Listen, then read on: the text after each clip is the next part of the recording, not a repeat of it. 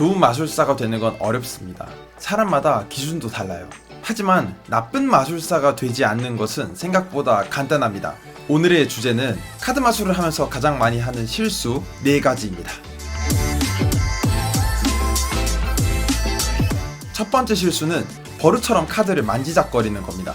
마술을 진행하다가 아무 의미 없이 카드를 섞고 훑고 드르륵거리는 것은 관객의 집중을 방해합니다. 집중이 한번 깨진 관객은 마술에 흥미를 갖기가 어렵겠죠. 보통 이런 버릇은 자기도 모르게 나오는 경우가 많습니다. 마술을 할 때 너무 긴장한 나머지 자신에게 익숙한 동작들을 반복하는 것이죠. 그걸 방지하기 위해서는 어떻게 해야 할까요? 간단합니다. 바로 카드를 테이블에 내려놓는 겁니다. 생각해보면은 기술을 쓸 필요도 없는데 괜히 카드를 들고 있을 필요가 없습니다. 특별한 이유가 없다면 카드를 테이블에 내려놓고 자연스러운 제스처를 사용해서 관객들과 이야기하는 것이 큰 도움이 되겠죠. 이렇게 하면은 겸사겸사 관객들이 마술사가 카드에 손을 대지 않았어 라고 인식할 수도 있죠. 자, 두 번째 실수입니다. 바로 고른 카드를 앞면으로 내려놓는 것입니다. 우리가 고른 카드 찾는 마술을 하고 있다고 가정을 해 볼게요. 관객은 카드를 중간에 넣은 다음에 막 섞고 마술사는 이제 그 카드를 찾아야 합니다. 키 카드를 쓰든 다른 셀프 워킹 원리를 쓰든 기술을 쓰든 여러분들이 원하는 방식으로 여러분들은 관객이 고른 카드를 찾을 수가 있겠죠.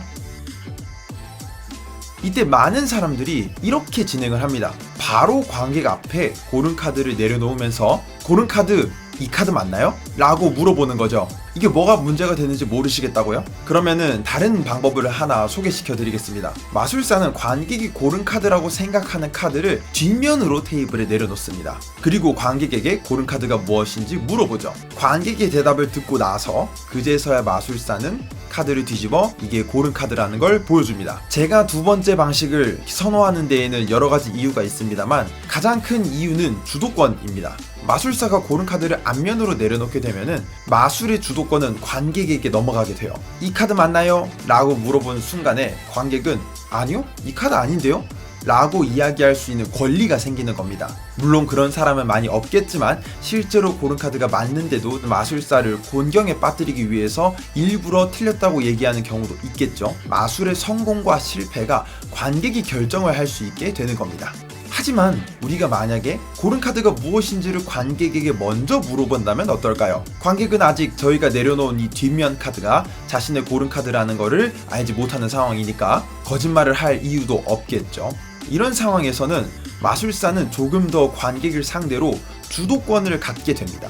이 주도권이라는 내용은 되게 좀 복잡해서 여러분들이 조금 더 자세한 내용을 원하신다면 엄준영 마술사님의 파워플레이라는 렉처를 참고해 보시길 권장드리겠습니다. 자, 세 번째 실수는 말이죠.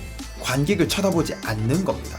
생각보다 많은 마술사들이 저도 그랬고요. 마술을 할 때 관객을 쳐다보지 않습니다. 마술을 하는 내내 테이블만 자기 손만 이렇게 바라보고 있는 거죠. 관객이 카드를 고르든 마술사가 손기술을 쓰든 이 사람들은 절대로 관객을 보는 법이 없습니다. 이건 관객 입장에서는 정말 당황스러운 일이에요. 마술을 보여주겠답시고 갑자기 마술사가 왔는데 정작 하는 거라고는 카드를 보면서 자꾸 혼자 이야기를 하는 겁니다.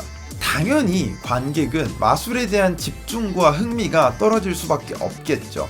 사실 솔직히 말씀드리면은 이거는 마술사와 관객이라는 관계를 배제하고 사람 대 사람으로서도 되게 비매너인 행위예요. 여러분들이 생각해보세요. 소개팅에 나갔는데 앞에 앉은 사람이 여러분들하고 대화를 하는 척하면서 사실은 핸드폰만 만지작거리고 있는 꼴이잖아요. 자, 이제 마지막 실수입니다. 마지막 실수는 마술을 강요하는 겁니다.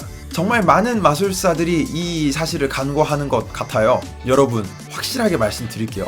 세상 모든 사람들이 마술을 좋아하는 건 아닙니다. 설령 어떤 사람들은 평소에는 마술을 좋아할지라도 지금 당장은 다른 급한 일이 있어서 또는 마음에 여유가 없어서 마술을 보고 싶지 않을 수도 있어요. 그런데 제가 여러 사람들을 만나다 보면 가끔 가다가 관객의 상황을 고려하지 않은 채 일방적으로 마술을 보여주고 싶어 하시는 분들이 있더라고요. 그게 제 입장에서는 어떻게 보였냐면은 마술사가 마술을 하지 못해서 안달이 난 것처럼 보인다는 겁니다. 그런데 마술이라는 게 생각보다 많은 집중력을 필요로 하는 거거든요. 원하지 않은 관객에게 자꾸 마술을 강요하는 행위는 마술을 좋아할 수도 있는 사람들을 어쩌면은 여러분들의 손으로 마술을 싫어하게 만드는 행위일지도 모릅니다. 세상 모든 좋은 것들이 그런 것처럼 아무리 내가 마술을 하고 싶어도 참아야 할 때가 있는 거겠죠. 자, 지금까지 이렇게 마술을 하면서 우리가 겪는 4가지 문제에 대해 이야기를 나눠봤습니다. 사실 이 밖에도 우리는 정말 많은 실수들, 많은 문제들을 겪으면서 마술을 하고 있어요.